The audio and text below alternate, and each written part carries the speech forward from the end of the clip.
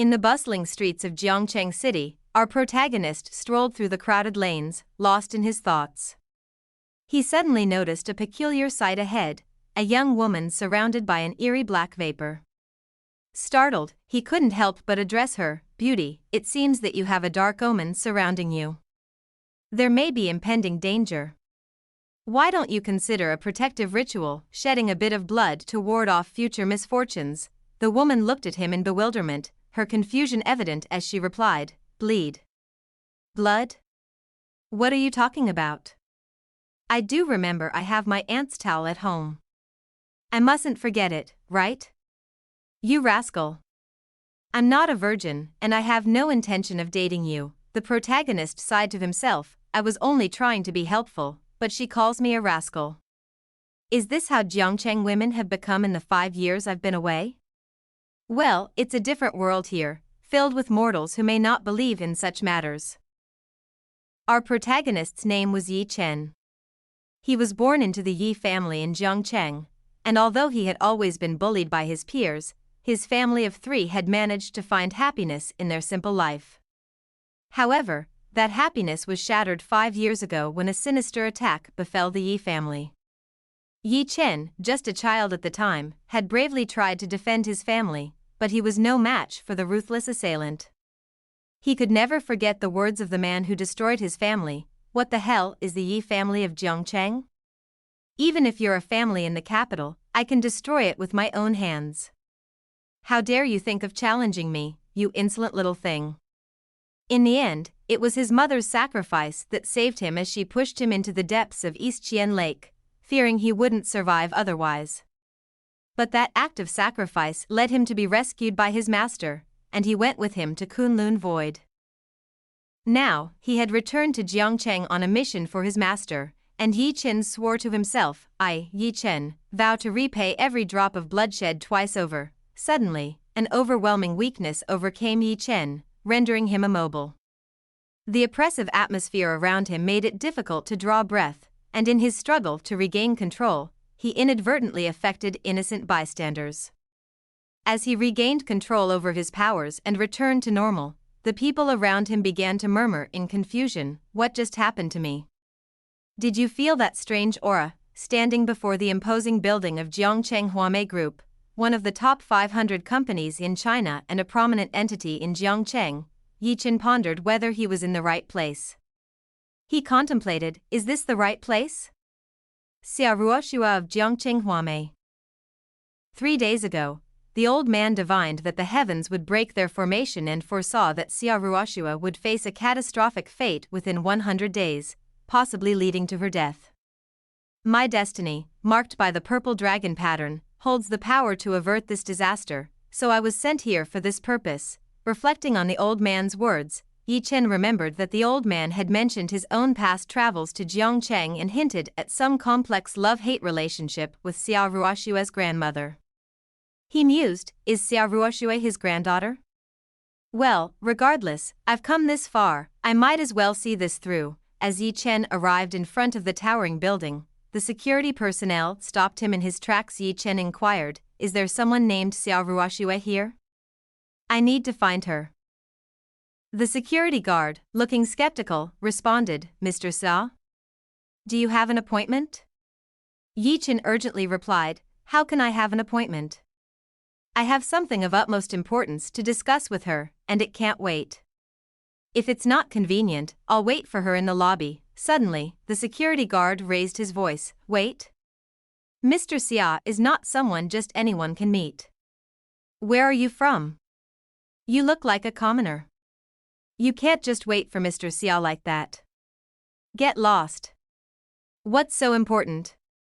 I don't believe you. Since there's nothing, please leave." Yi Chen's frustration boiled over, and he retorted, "What do you mean?" His anger seemed to radiate with such intensity that the security guard faltered. He stammered, "What happened? I don't know. It felt like I was about to die for a moment." Yi Chen, his tone icy, warned the security guard, "Watch what you say. Nowadays, people are so unqualified." He then moved towards the building, took a seat on a nearby couch, and demanded, call your manager. A group of security guards, armed with sticks and shields, approached the scene, and their leader, the head of the security department, stepped forward.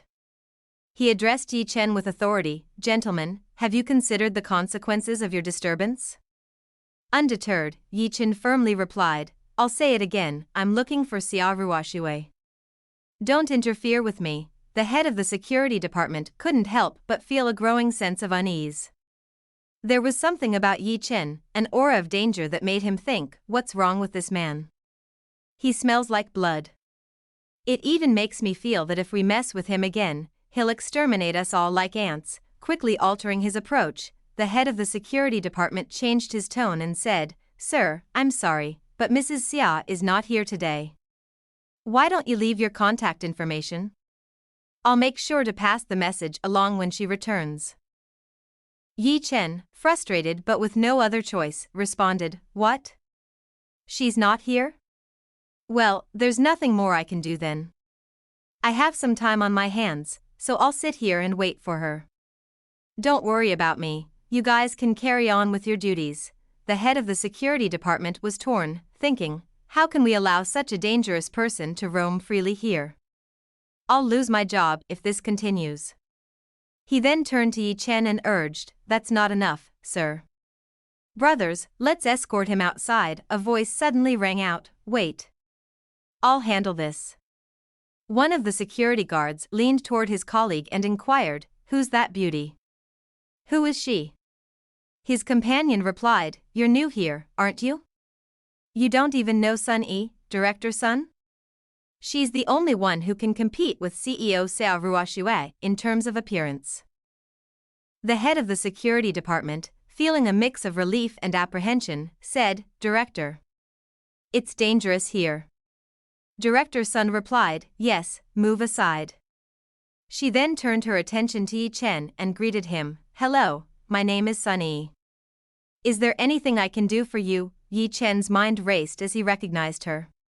He thought to himself, in the past 5 years, if there are people I can't forget, one of them is Sun Yi. Back in junior high school, we sat at the same table for a year and had a great relationship. Later, in high school, due to differences in status, we rarely interacted. It wasn't until after the Yunhu Villa incident, when I was saved from the lake by my master and taken to the Yi family, that I learned the Yi family compound had been seized, and the Yi family had become a pariah in Zhongcheng. Every family had distanced themselves from us, and even the Tianjin group, founded by my father, was taken from us. Yi Chen couldn't help but reflect on how almost everyone in the capital had been living under the shadow of that formidable man. However, Sun Yi, in defiance of her family's opposition, had bravely endured the rumors and fears. She had personally gone to the morgue to retrieve her parents' bodies and taken them to the crematorium. She had even erected a tombstone for Yi Chen's family of 3 on the Mountain of Heavens. Yi Chen marveled at her unwavering dedication and thought, I can't fathom how someone like her, Sun Yi, could show such devotion. I never expected to meet her again here today. Sun Yi, noticing Yi Chen's apparent distraction, inquired, Sir, are you all right? Is there anything I can do for you? You seemed lost in thought. Yi Chen, coming back to the present, apologized. Oh, I'm sorry. You remind me of an old friend of mine. I was lost in thought. Sun Yi playfully remarked, That's a bit old-fashioned, isn't it, sir? She then turned to the guards and asserted, Since this gentleman is waiting for someone, let him wait here without any further fuss. As Sun Yi excused herself, Yi Chen couldn't help but note how much she had changed in the past few years. Even her physique had undergone significant alterations. Sun Yi settled into her car, ready to start the engine, but to her astonishment, she noticed Yi Chen in the rearview mirror. Startled, she asked, Hello, how did you get in? What do you want? Yi Chen calmly replied, Hello, beautiful. Give me a lift. Sun Yi inquired, Aren't you waiting for someone? Yi Chen responded, That doesn't matter anymore. Curious and somewhat cautious, Sun Yi asked. By the way, what's your name? I can't let someone who doesn't have a name on the car. can I? Yi Chen noticed the ominous darkness in the seal, a hint of blood, a sign of something serious. He realized that he couldn't let her get involved, so he replied, "My name is Yamakoto." "It's Mikoto." As Sunny and Yi Chen entered the Longhu Hotel, the people inside couldn't help but turn their heads in amazement. One of them whispered, "Damn, who is that woman? Her presence is simply stunning." Another responded, "Of course, that's Sun Mei, the director of Huamei. But why is she with a man? I've never seen her bring a man to a party before. And look at him, why is he dressed so poorly?" Sunny led Yi Chen to a table and suggested, "Let's sit here." Yi Chen agreed, and they took their seats. However, their privacy was soon interrupted as a group of people approached Sunny. One of them, Gua Haidong, introduced himself, saying, "Director Sun, I've finally caught you here. I'm the founder of Yuncheng Group. Let's sit at the same table." Another person, Qian Yang, added, "Director Sun, my name is Qian Yang, and Hai Yong Hotel is our family's property. If you don't mind, I'll sit here too. It's not easy to get a chance to see you. Let's have a drink together." "Haha, yes, let's have a drink." Suddenly, Yi Chen picked up a glass of wine and proclaimed, "Let's have a drink. I'll join you for a few drinks on her behalf." The people around them were taken aback and started asking Yi Chen, "What's your name? Who are you?" Sunny quickly stepped in, trying to defuse the situation, and said, "This is not the way to block a drink. I'll take it from here. I'm not good at drinking, so I can only have a sip. I hope you understand." A new arrival at the table, Chang Feng, expressed his opinion, "Only one sip, Miss Sun, is that too much to ask?" Sun Yi, with a hint of unease, responded, "Chen Feng." The surrounding people began to gossip, realizing that it was indeed Chang Feng, the second young master of the Chang family. They wondered how Sunny had ended up in a confrontation with him, especially after hearing about a previous incident where she had poured wine on him. Chang Feng's tone was stern as he said, "Last time, you left without saying goodbye. You really didn't give me face. So, you have to drink this bottle of wine to make amends. You must understand, this is not a request, it's an order." Sunny hesitated and replied, "Mr. Chen, I'm not a good drinker. I'll cause trouble if I drink too much. Can I have just this one?" In her thoughts, Sunny remembered a previous encounter where she suspected something was amiss with Chang Feng's drink and had spilled it on him. Chang Feng insisted, "I've got a presidential suite. There's plenty of room for you to sleep if you get drunk." Sunny felt conflicted, thinking to herself, "What should I do? Chang Feng is known for his wealth and influence. He's capable of anything, even drugging a girl he likes. This is a difficult situation." Chang Feng, not willing to back down, continued to pressure her, saying, "How dare you not take my drink? Don't pretend to be a good girl, you have to drink." Sun Yi's thoughts turned reflective. "I was born in an ordinary family and gave up my studies early to enter society. It took me a long time to reach the position of director. Although outsiders may see it as an achievement, compared to the son of such a wealthy family, I am nothing." In a sudden turn of events, Yi Chen grabbed the bottle and swung it at Chang Feng's head. Chang Feng cried out, "It hurts. Who are you? How dare you hit me? Even my father has never laid a hand on me." A hushed tension fell over the gathering, and the onlookers started to gossip. They were fearful, knowing that Chang Feng was the young master of the Chen family. What alarmed them even more was the rumored ancient martial artist connected to the Chen family. It seemed that Yi Chen had walked into a dangerous situation by confronting the Chen family. Sunny couldn't believe how quickly things had escalated. She thought to herself, "How could this happen? I've dragged Yi Chen into this mess." Sunny spoke up, trying to defuse the situation, "I will drink the wine. He's my friend. Please, let him go." Chang Feng, filled with anger, retorted, "You have no right to talk to me about conditions.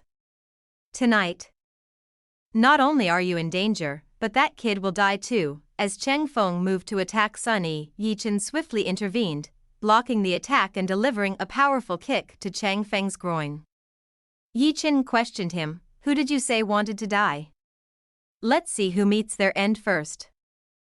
Suddenly, someone arrived at the scene and said, stop. Let him go. Chen Zhang, the head of the Chen family, arrived on the scene, accompanied by a legendary martial artist.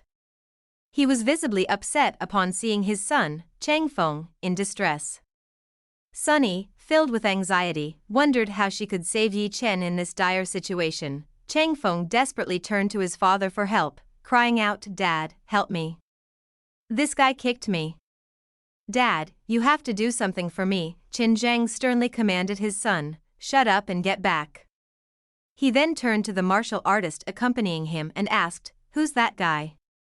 The old man, assessing the situation, replied, he's also a martial artist, but judging by his age, he must have entered the mortal warrior realm not too long ago. Yi Chen was resolute and asked, do you want to fight? Do you want? Chen Zhang, clearly feeling a loss of face, questioned, I've lost my dignity. What else can I do? The old martial artist intervened, saying, I have a kind heart. If he begs for mercy, let him live. Young man, it's not easy to possess such skill at your age. Yi Chen turned to Sunny and assured her, I'll take care of this.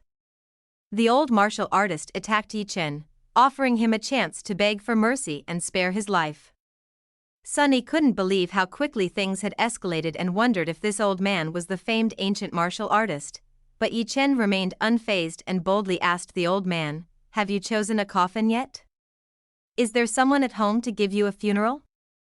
With a swift punch to the old man's face, the old martial artist crumpled and couldn't even stand. Yi Chen taunted, you're a very bad old man. A sneak attack? Who's next? Chen Zhang, the head of the Chen family, was left bewildered, contemplating the defeat of the mighty Ming Lao at the hands of this young man. It was a situation he couldn't fathom. The old man, still bewildered, asked Yi Chen, who the hell are you? How can you? People around them winced from the noise and pain caused by the encounter. Approaching Chen Zhang, Yi Chen retorted, Chen Zhang, right? A good heart? Spare the melodramatics. Your Chen family had a hand in the Yi family's downfall back then. Suddenly, a group of guards rushed in, attempting to stop Yi Chen, but they found themselves overpowered. Yi Chen declared, ordinary people can't do anything to me. Chen Zhang, realizing the gravity of the situation, knelt before Yi Chen and pleaded, Master, it's my fault for not teaching my son. Spare our lives. I'm sorry. I didn't know Miss Sun was your woman, Yi Chen, unmoved, replied, but it's time to pay the debt. Just as the tension reached its peak, someone intervened, urging them to stop. With a full squad of police officers on the scene, a policewoman ordered Yi Chen, step away from those two. She couldn't help but wonder why Chen Zhang was on his knees and what had led to this situation. Chen Zhang, on the other hand, felt a sense of relief, thinking, we are saved. So what if he's an ancient martial artist? They're worthless in front of the authorities. The policewoman noticed the injured old man and couldn't help but think, isn't that the so-called ancient martial artist of the Chen family? Did that young man do this? Yi Chen, still holding on to Chen Zhang, informed the police, this man tried to molest a woman, but luckily, I caught him. The policewoman warned, let him go or I'll shoot. Yi Chen, undeterred, responded, a female police officer? That's a good one. This is personal, you should stay out of it. Yi Chen couldn't help but think to himself, this guy's out of his head. Even if it's a regular fight, the police have to handle it. The policewoman repeated her demand, get down with your hands on the ground, final warning.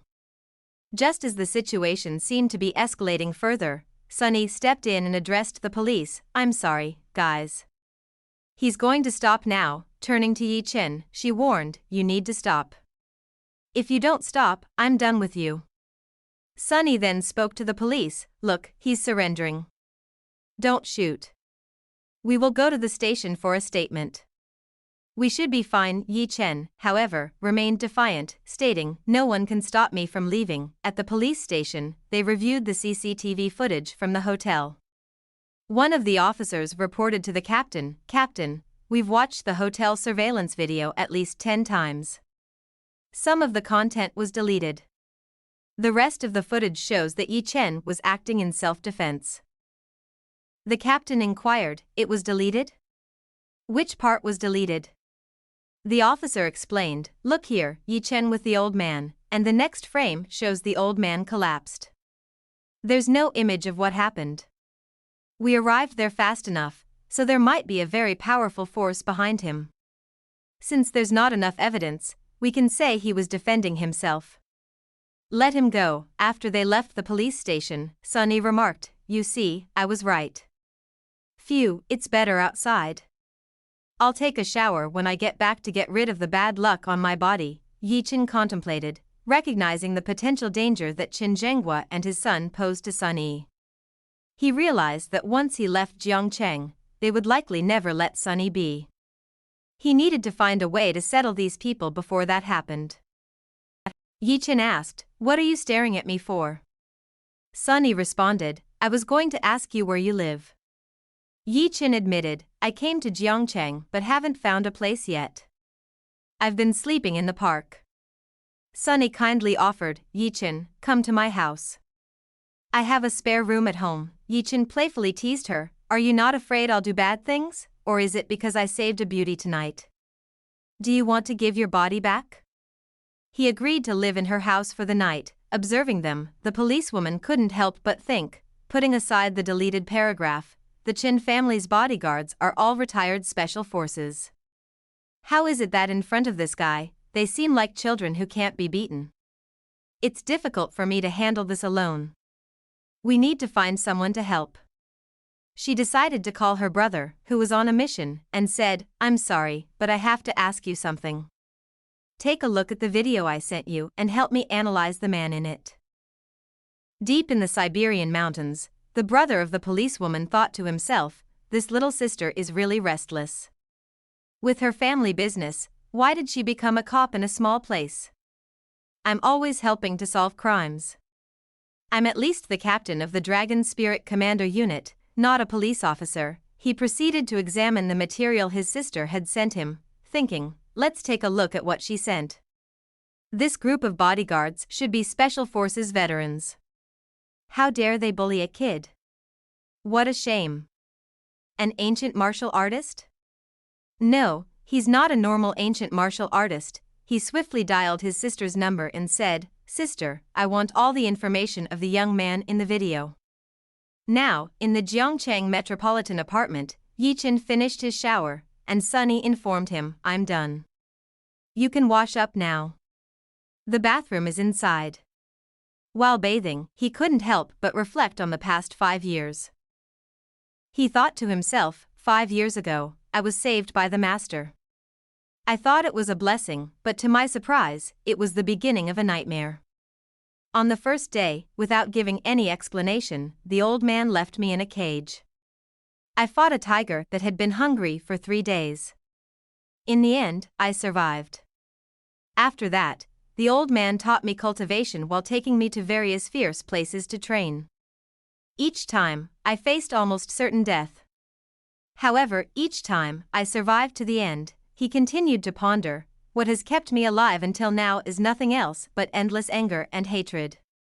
I will find everyone who participated in the gathering at Yunhu Villa back then and make them all pay." As he finished his thoughts, Yi Chen was determined to seek vengeance for the past and resolve his unfinished business. As Sunny was preparing food in the kitchen, she began to think about her guest, Yi Chen. She realized she had no spare clothes for him to change into and decided she should buy some for him. However, while lost in her thoughts, she had forgotten to hide the underwear she had changed earlier. Panicking, she stood in front of Yi Chen's room and called out, "Yi Chen, you can come out. I need to get something." Yi Chen, unaware of the situation, responded, "Take what?" Suddenly, his clothes fell to the floor, and Sunny became incredibly embarrassed. She stammered, "Can't wait for me to wear some clothes," and quickly rushed to her room. Inside her room, she tried to calm herself, thinking, "I didn't see anything. I didn't see anything." Meanwhile, Yi Chen chuckled to himself, "It looks like she won't come out again tonight. I've got some things to take care of too. I have to get rid of evil from the root." In the Qin family villa, Qin Zhenghua and his son, Qin Feng, were discussing the incident that occurred at the hotel. Qin Feng, feeling agitated, said, "Dad, stop shaking, you're making me dizzy." Qin Zhenghua replied, "If it wasn't for you, you son of a bitch, why would Ming Lao be seriously injured and reduced to a cripple?" Now that the old man is gone, the Chen family is in danger. Qin Feng tried to reassure his father, saying, "Dad, there's still Grandpa, isn't there? And who would dare to do anything?" Qin Zhenghua, however, remained anxious. "No, I still feel panicked. If we don't eradicate that kid, I won't feel safe. Tomorrow, we'll go to Wui Mountain and ask the old man for help." Qin Feng agreed, thinking to himself, "I'll break his arms and legs. I'll torture Sunny in front of him." In the Qin family villa, as they were discussing their plans, a voice suddenly came from the window, asking if they dared to touch her. The sudden appearance of Yi Chen startled them. Qin Feng asked in fear, "Do you want to kill us?" While Qin Zhenghua nervously said, "Son, don't worry, he wouldn't dare." However, Yi Chen swiftly attacked Qin Feng and killed him. He then asked Qin Zhenghua, "Really? So, do you still feel that way now?" Qin Zhenghua, in shock, asked his son, "No, son, why?" Yi Chen replied, "No grudge, no wrongdoing. Let me ask you, Qin Zhenghua, do you remember the banquet at Yunhu Villa 5 years ago? The murdered Yi family couple? That was your vicious hand." Qin Zhenghua was taken aback and asked, You're Yi Chen, the one who fell into the river? It's impossible. Aren't you dead?" Yi Chen revealed, "Before you die, I'll tell you another secret. In fact, I'm not the ancient martial artist you call me. I'm a cultivator. In your eyes, the ancient martial artist may be the sky, but in the eyes of practitioners like me, even if you have a martial arts master standing behind you, or even a clan, I, Yi Chen, can cut through it with a single sword." Yi Chen then killed Qin Zhenghua. In the mountains, Qin Zhenghua's father, the old man Qin Yuanli, was practicing. He received news that his son and grandson had been killed and that their Jiangcheng clan had been destroyed. In a fit of rage, he swore to the heavens that he would find and confront those responsible. Meanwhile, in his room, Yi Chen was practicing. He reflected on the thin spiritual energy in China and realized that to advance further in his cultivation, he needed to make some pills. The anniversary of his parents' death was approaching in a week, and he planned to visit Tiandan Mountain to pay his respects to them. While examining a black stone his father had given him, he noticed inscriptions on it that read "blood drip." Out of curiosity, he decided to try dripping some blood on the stone. However, as he did so, a surge of energy overwhelmed him, making him dizzy and unable to hold on. The mystery of the stone and its significance remained unclear, and Yi Chen found himself in a perplexing situation.